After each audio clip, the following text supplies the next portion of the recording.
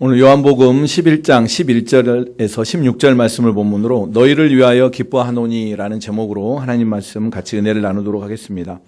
오늘 본문이 나온 요한복음 11장 앞에 3절에 보면 주의 사랑하시는 자가 병들었습니다라는 구절이 나옵니다.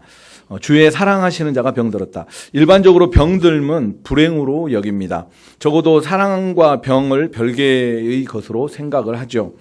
사랑하는 자에게 병이 있기를 바라는 사람은 아마 아무도 없을 것입니다. 그런데 능력이 없다면 모를까, 능력도 지혜도 충만하신 그런 넘쳐나시는 우리 주님께서 왜 사랑하시는 자에게 병이 있도록 하셨습니까? 왜 병이 깊어 죽도록 내버려 두셨을까요? 성경은 분명히 말씀합니다. 사랑하시는 자가 병들었습니다. 주님께서 지극히 사랑하시고 또 주님을 사랑하는 나사로가 병들었습니다. 나사로는 이 집안에서 매우 중요한 인물입니다. 사실 나사로의 가정은 결손 가정이었습니다. 부모님들이 세상을 일찍 떠나고 오빠인 나사로와 누이 동생 둘만 살고 있습니다. 나사로는 두 누이 동생에게는 아버지 같은 혹은 또 남편과도 같은 존재였습니다. 이 가정의 기둥, 가장이었습니다. 그런 나사로가 병들었습니다. 예수님께서는 이 병이 죽을 병이 아니라 영광을 위하여 필요한 사건이라고 말씀하셨습니다. 오늘 본문에는 죽음에 대한 우리 예수님의 견해가 상세히 나타나고 있습니다. 11절에서 예수님이 말씀하십니다. 우리 친구 나사로가 잠들었도다. 그러나 내가 깨우러 가노라.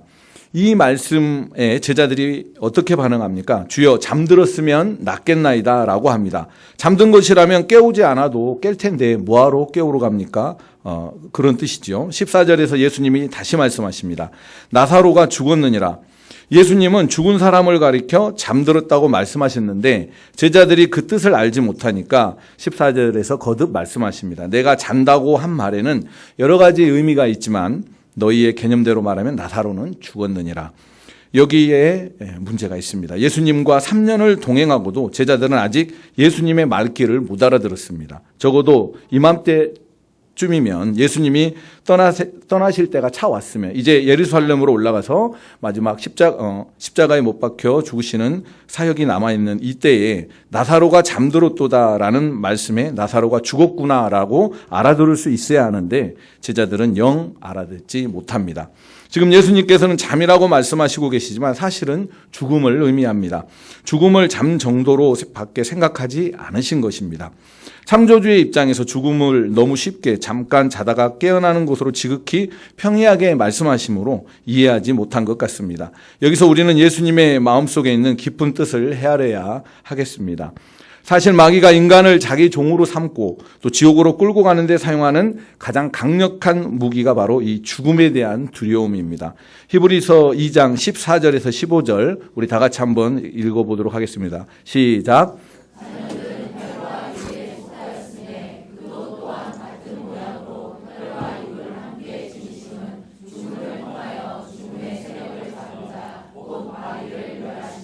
또 죽기를 무서워함으로 한평생 매어 종 노릇하는 모든 자들을 놓아주려 하심이니.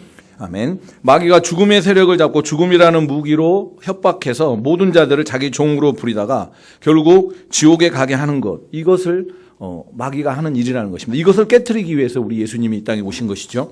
그러나 성경은 분명하게 죽음도 하나님이 창조하신 피조물이라고 말씀하고 있습니다. 우리 로마서 8장 38절에서 39절, 로마서 8장 38절에서 39절 같이 우리 세 번역으로 같이 한번 읽어보도록 하겠습니다. 시작. 나는 확신합니다. 죽음도 삶도 천사들도 권세자들도 현재 일도 장래 일도 능력도 높음도 깊음도 그 밖에 어떤 피조물도 우리를 우리 주 예수 그리스도 안에 있는 하나님의 사랑에서 끊을 수 없습니다. 아멘. 죽음도 하나님이 다른 피조물들처럼 창조하신 피조물이라는 것입니다. 죽음을 너무 두렵게 생각하지 말아야 합니다. 죽음을 끝으로, 모든 일의 완전한 끝으로 생각해서도 안 됩니다. 걸핏하면 나 죽으면 그만이다 라고 하는 사람들이 종종 있는데요. 죽는다고 과연 책임에서 벗어날 수 있습니까? 죽음이 모든 문제의 해결 방법이 될 수는 없습니다. 죽음, 생각하기에 따라서 아주 간단하고 손쉬운 일인지도 모릅니다. 그러면서도 우리의 일생을 통해서 가장 귀중한 의미를 지니고 있습니다. 우리나라 사람들은 죽음에 대한 인식이 그다지 좋지 못합니다. 미국이나 유럽의 큰 교회들은 신격원, 구격원, 예배당 한가운데 묘지가 있다고 합니다. 관이 들어 있습니다. 심지어는 그 위에다가 쌓아놓은 곳도 있습니다. 죽은 사람과 산 사람이 함께 예배를 드리는 것이죠. 우리나라 교회에서 만약에 그렇게 한다면 아마 성도님들 교회로 모이지 않을 것입니다.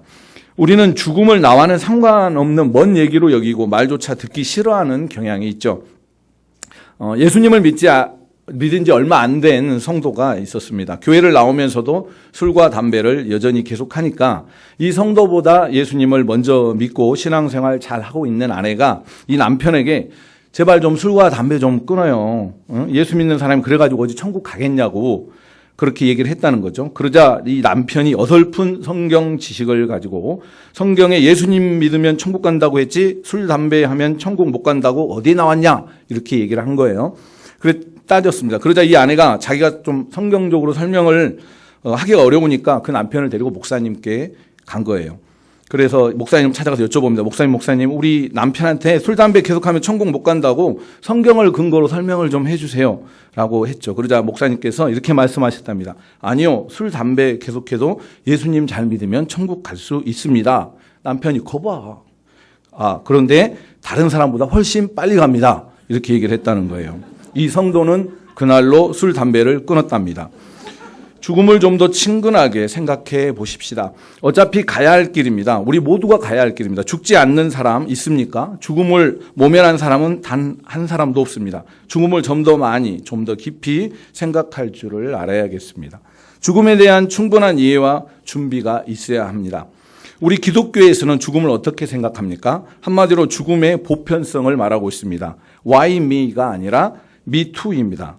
왜 내가 죽느냐가 아니라 나도 죽는다는 것입니다. 의인이건 악인이건 부유하건 가난하건 또 죽음 앞에서 모두 평등합니다. 공평합니다. 만일에 부자가 오래 살고 가난한 사람이 일찍 죽는다면 얼마나 억울합니까? 만약에 얼마 이상의 재산이 있다고 하면 죽지 않는다. 더 억울한 일이죠. 죽음은 누구에게나 공평합니다. 다 죽는 것인데 굳이 슬퍼할 것도 없습니다. 보편성을 믿는 것은 매우 중요합니다. 죽음에 관한 우리의 이 엄연한 사실, 모든 사람이 죽는다는 것을 잊지 말아야 하겠습니다. 죽음에 예외란 없다는 것이죠. 또 성경은 계속해서 죽음을 안식과 연결해서 말씀합니다. 성도의 죽음은 안식입니다. 쉬는 것입니다. 요한계시록 14장에서도 주 안에서 죽는 자들은 복이 있도다 이렇게 말씀하고 있죠. 수고를 그치고 쉬기 때문입니다. 우리가 하루 종일 일하고 저녁에 잠드는 것이 바로 죽음의 연습입니다. 안식의 연습입니다. 의식이 없어지기에 잠은 죽음입니다. 죽음은 깊은 잠과 같습니다. 다시 말해서 편안히 쉬는 것입니다. 우리가 일만 계속하고 쉬지를 않는다고 하면 얼마나 고단하겠습니까? 그래서 우리는 인생길을 다 간 다음에 쉬게 될 것입니다. 깊은 안식을 하게 될 것입니다. 그렇지만 이것은 일시적이요 임시적인 것입니다. 내내 이토록 잠들어 있는 것만은 아닙니다. 잠들었다가 다시 깨는 것입니다. 죽음은 또 자기 완성입니다. 평생 동안 살아온 모든 삶을 결론 짓는 것입니다. 그래서 죽음이 중요합니다. 설교 중에 이런 표현을 써서 죄송합니다만 개처럼 죽으면 안 됩니다. 사람답게 죽어야 합니다. 그가 평생을 어떻게 살아왔던 간에 마지막에 가서 순교하면 그는 일생을 순교적으로 산 것이 됩니다. 순교자가 되는 것이죠. 마지막에 나라를 위해 죽으면 승복자가 되는 것입니다. 언제나 마지막이 중요한 것입니다. 마지막을 귀히 여겨야 합니다. 자기 완성의 시간, 바로 죽음이 그런 시간이라는 것이죠. 동시에 죽음은 심판성을 가집니다. 죽음과 함께 그 일생을 심판받아서 누구는 영생으로, 누구는 영원한 사망으로 각각 갈라지게 되는 것입니다. 죽음은 심판입니다. 이래서 사람은 누구나 두려워합니다. 죽음 자체를 두려워하는 것이 아니고요. 죽음에 대한 심판성을 두려워하는 것입니다. 꼼짝 못하고 일생 살아온 것을 평가받아야 할, 냉정하게 하나님 앞에서 평가받아야 할 그 시각이 있다는 것을 알아야 합니다. 그래서 우리의 영혼은 죽음을 두려워합니다. 예수님께서는 오늘 본문에서 죽음을 가리켜 잔다고 말씀하십니다. 야이로 회당장의 딸이 죽었을 때도 그렇게 말씀하셨었죠. 유가족과 조문객들이 죽었다고 아우성치고 울고 있는데 예수님은 그 집에 들어서시면서 울지 마라, 아이가 잔다라고 하셨습니다. 보시지도 않고 잔다고 하셨습니다. 죽었는데 잔다고 하시네라며 사람들이 비웃었습니다. 예수님께서 예수님께는 죽음이 아닙니다. 다시 일으키실 것이기 때문입니다. 숨이 넘어가건 맥박이 끊어졌건 문제되지 않습니다. 왜? 일으키실 것이기 때문입니다. 그래서 잔다고 말씀하시는 것입니다. 잠이기에 일단 안식이요, 또 깰 것입니다. 잠이기에 깨우는 자가 있을 것입니다. 생명을 넘어 깨우는 자, 그가 바로 우리 예수 그리스도이십니다. 오늘 본문 11절에 보면 우리 친구 나사로가 잠들었도다. 그러나 내가 깨우러 가노라라고 말씀하십니다. 참으로 중요한 말씀입니다. 주님께서 마지막 날에 나팔소리와 함께 오셔서 우리 모든 성도들을 깨우실 것입니다. 15절에 아주 의미 있는 말씀이 있습니다. 내가 거기에 있지 아니한 것을 너희를 위하여 기뻐하노니. 이 말씀에 대해서 깊이 묵상해 볼 필요가 있습니다. 거기 있지 아니한 것을이라는 이 말씀은 만약 예수님께서 그 자리에 계셨더라면 어떻게 되었겠느냐는 것을 간접적으로 말씀해 주고 있습니다. 예수님께서 만약에 나사로가 병들었던 그 자리에 계셨더라면 나사로가 죽었을까요? 안 죽었을까요? 예, 안 죽었겠죠. 예수님께서 그 자리에 계셨다면 나사로는 절대 죽지 않았을 것입니다. 죽은 다음에 다시 살리고 싶었더라도 마리아와 마르다가 그 옆에서 극성을 피는데 아마도 그렇게는 안 되었을 것입니다. 죽기 전에 고쳐낼 수밖에 없었을 것입니다. 한마디로 나사로가 죽을 수도 또 죽도록 내버려 둘 수도 없었을 것입니다. 내가 거기 있지 아니한 것을 너희를 위하여 기뻐하노니, 이렇게 그래서 말씀하신 것이죠. 지연된 것을 기뻐한다는 것입니다. 그러나 예수님의 시각으로 잠깐만에 되어지는 일입니다. 아무리 지연된다 할지라도 잠깐만에 되어지는 일입니다. 죽었을 당장에는 온 집안 식구들이 울고불고 야단이었을 테지만 한 나흘 정도 지나 장례까지 치르고 나니 슬픔과 괴로움이 점점 사그러져 갑니다. 고통이란 사실상 이런 것입니다. 잠깐 지나가는 것입니다. 기쁨 또한 그렇습니다. 고린도후서 4장 17절 우리 같이 한번 읽어보도록 하겠습니다. 시작. 우리가 잠시 받은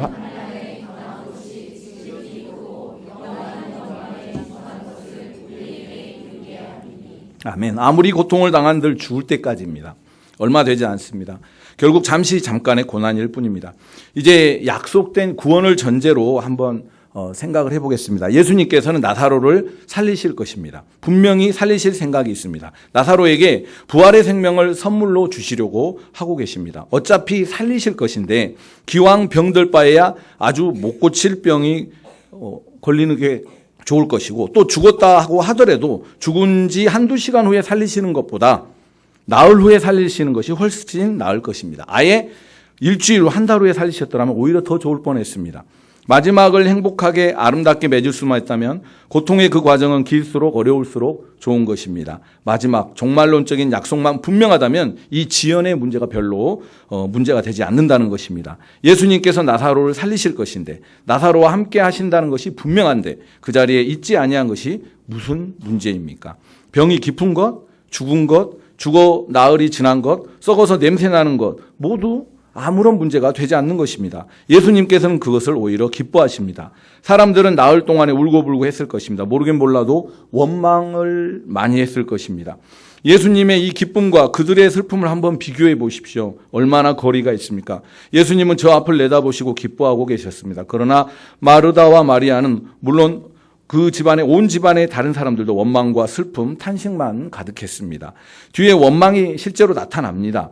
예수님이 오신다는 소식을 듣고 마르다가 나가서 맞으면서 뭐라고 말합니까? 요한복음 11장 21절에 주께서 여기 계셨더라면 내 오라비가 죽지 아니하였겠나이다. 사실 성경으로 이렇게 부드럽게 표현해서 그렇지 대드는 것이죠. 마르다가 지금 아주 절제하면서 말을 하고 있지만 그녀의 속마음은 이렇게 이야기를 하고 있을 것입니다. 아니, 오시라고 사람까지 보냈는데 어찌 속히 안 오시고 이제서야 오셨어요. 안 오실 것 같으면 그렇다고나 말씀이나 하실 것이지 공연히 죽지 않을 병이라는 말씀은 또 왜 하셨습니까? 죽지 않을 병이라 하셔서 낫는가 했더니 죽어버렸네요 하면서 원망을 하고 있는 모습이죠. 주님의 뜻과 그분의 능력을 온전히 믿지 못하면 예수님을 그토록 사랑하여 지극정성으로 섬기는 마리아와 이 마르다조차도 절망적인 상황에 처하게 되면 주님을 원망할 수밖에 없는 것을 우리는 보게 되는 것입니다. 이제 예수님께서 말씀하십니다. 내가 거기 있지 아니한 것을 너희를 위하여 기뻐하노니. 생각해보면 또 애처롭기 그지없습니다. 길고도 깊은 고난을 당하는 것이 애처로웠지만 예수님은 기뻐하셨습니다. 이 모든 것이 합력하여 선을 이룰 것이기 때문입니다. 이 고난이 합해져서 아름다운 작품을 만들어낼 것을 아시는 예수님 오히려 기뻐하셨습니다. 또한 예수님은 말씀하십니다. 이는 너희를 믿게 하려 함이라. 너희의 믿음을 위해서는 이 사건이 반드시 필요했다는 말씀입니다. 예수님은 인정이 너무 많으셔서 만일 그 자리에 계셨더라면 마리아와 마르다의 요청에 못 이겨 나사로를 죽을 때까지 내버려 두시지 않았을 것입니다. 그러므로 멀리 계셨던 것을 기뻐하신 것입니다. 믿음을 선물로 주시려고 하십니다. 그 선물을 주시는 방법은 나사로가 깊은 죽음에 들어갈 때까지 지연하시고 그녀들에게는 영원한 이별의 깊은 고통을 주는 것이었습니다. 이를 통하여 믿음을 주시고자 하십니다. 고난을 통해서 얻은 소중한 믿음은 결코 요동하지 않습니다. 오늘도 우리는 믿음으로 하나님 앞에 이와 같이 다 나와서 앉아 있습니다. 그러나 믿음의 정도는 우리 모두 다 각기 다릅니다. 작은 믿음, 큰 믿음, 또 희미한 믿음, 확실한 믿음, 여러 가지 모양으로 다 믿음이 다릅니다. 그러면 누가 큰 믿음을 가지고 있겠습니까? 대답은 간단합니다. 남들보다 눈물겨운 사정 더 많이 체험한 사람이고요.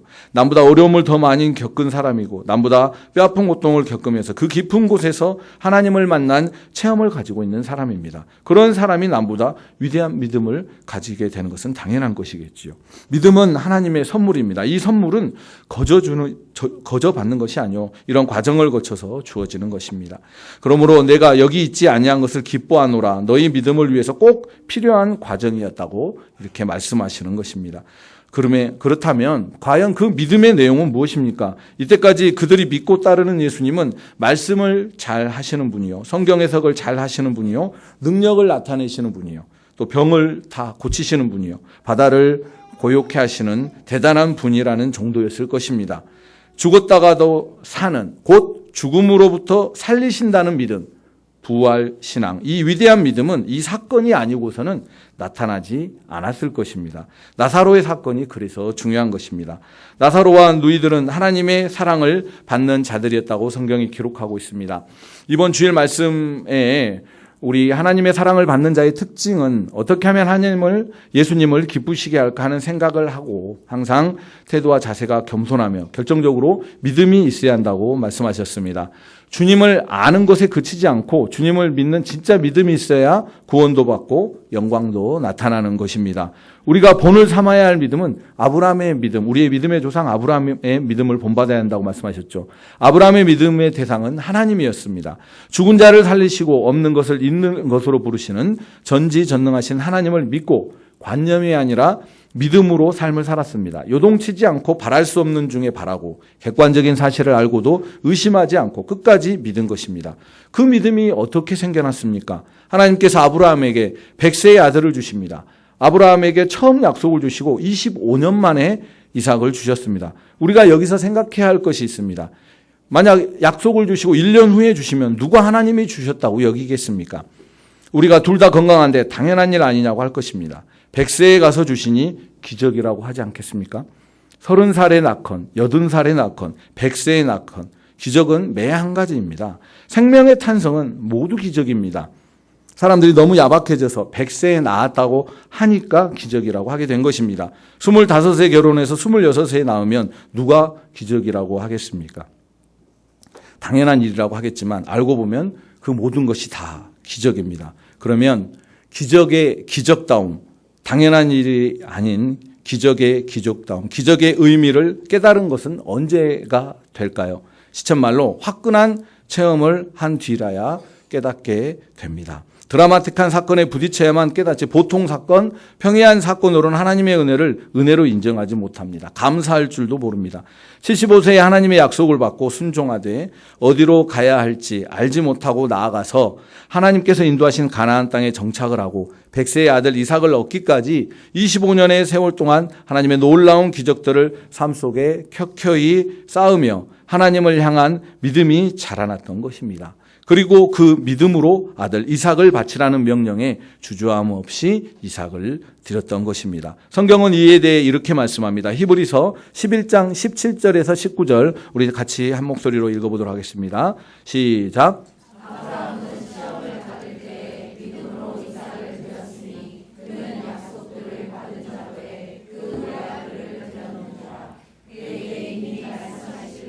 내 자손이라 칭할 자는 이삭으로 말미암으라 하셨으니 그가 한매 이삭을 죽은 자 가운데서 다시 살리실 줄로 생각한지라. 비유컨대 그를 죽은 자 가운데서 도로 받은 것이니라. 아멘. 아브라함의 아들 이삭을 하나님께 바칠 수 있었던 것은 하나님이 능히 이삭을 죽은 자 가운데 다시 살리실 것을 믿었기에 가능했다는 것입니다. 이 믿음이 우리가 가져야 될 믿음의 본질이요 목표가 되는 것입니다. 오늘 본문에 예수님께서 그곳에 있지 아니함을 기뻐하셨노라 라고 말씀하셨습니다. 죽어 썩어진 것이 오히려 잘 되었다고 하시는 것이죠. 다시 살려내실 것이기 때문입니다. 이미 썩어진 시체를 다시 살려내는 큰 기적을 보여야만 하나님이 그와 함께 하시고 예수가 그리스도시요 메시아시요 부활 생명이라는 사실을 깨닫게 될 것이기 때문입니다. 예수님은 요한복음 11장 25절에서 26절 매우 중요한 말씀을 하십니다. 나는 부활이요 생명이니 나를 믿는 자는 죽어도 살겠고 무릇 살아서 나를 믿는 자는 영원히 죽지 아니하리니 이것을 내가 믿느냐. 아멘. 예수를 믿느냐, 부활 신앙을 믿느냐, 여기에 진짜 아멘 하려면 썩어진 시체가 일어나는 것을 봐야 한다는 것입니다. 죽어서 썩어진 시체가 일어나야 하는 것입니다. 결과적으로 죽음이 전제되어야만 했다는 이야기입니다. 오늘 메시지를 통해 결론을 내릴 것이 있습니다. 죽은 나사로는 분명히 살아났습니다. 그러나 우리는 한 가지 사실을 기억해야 합니다. 죽은 나사로가 살아났다고 해서 모든 사람들이 죽었다가 살아나는 것은 아닙니다. 예수님께서 병자들을 치유해 주셨습니다. 그러나 모든 병자들을 치유해 주신 것은 아닙니다. 우리는 예수님께서 죽은 사람을 모두 살리시거나 병든 사람을 모두 고쳐주시지 않는다는 사실을 기억해야 합니다. 예수님께서 죽은 자도 살리실 수 있습니다. 그러나 내가 죽게 되었을 때 그냥 내버려 두실 수도 있습니다. 이것은 지극히 정상입니다. 이런 사실들로 인해 시험 들지 않기를 바랍니다. 오늘 우리가 들어야 될 메시지, 우리가 깨달아야 될 메시지는 주님께서 죽을 병도 고치시고 죽은 사람도 살리신다는 것입니다. 믿음이 갖는 무한한 가능성, 주님의 기적적인 이 초월의 역사가 모든 사람들에게 적용되지 않을 수도 있습니다. 하지만 분명한 것은 주님께서 죽은 자를 살리시고 병든 자를 고치실 수 있는 전능하신 하나님이시라는 것입니다. 예수님은 하나님의 아들이십니다. 죽은 자도 살리십니다. 아멘이십니까? 죽을 병도 고치십니다. 기적을 일으키십니다. 실제로 나사로가 죽었다가 살아났습니다. 나중에는 나사로는 다시 죽었습니다. 나사로는 2번 죽음을 경험했습니다. 우리는 장차 죽었다가 언젠가 다시 부활할 것입니다. 이것은 놀라운 진리입니다. 우리가 오래 산다는 거, 그거 중요한 거 아닙니다. 죽음을 다스리시고 죽음을 이기신 예수님을 믿는 은혜가 있길 바랍니다. 그의 이름을 찬양하는 은혜가 있길 바랍니다. 그분 앞으로 항상 나아가는 은혜가 있길 바랍니다. 예수님을 믿는 믿음은 오직 말씀을 듣고 읽고 지켜 행하는 것으로 키워나갈 수 있습니다. 힘들고 어려울 때는 말씀을 듣고 말씀을 읽는 것이 답답하게 느껴지고 누구와 같이 있는 것이 싫어지고 혼자 있는 것이 좋아지게 됩니다. 자포자기하게 되고 믿음의 날개짓을 하는 것이 허망한 것 같습니다. 우리의 본성하고 맞지 않습니다. 그러나 본성대로 살면 믿음은 없습니다.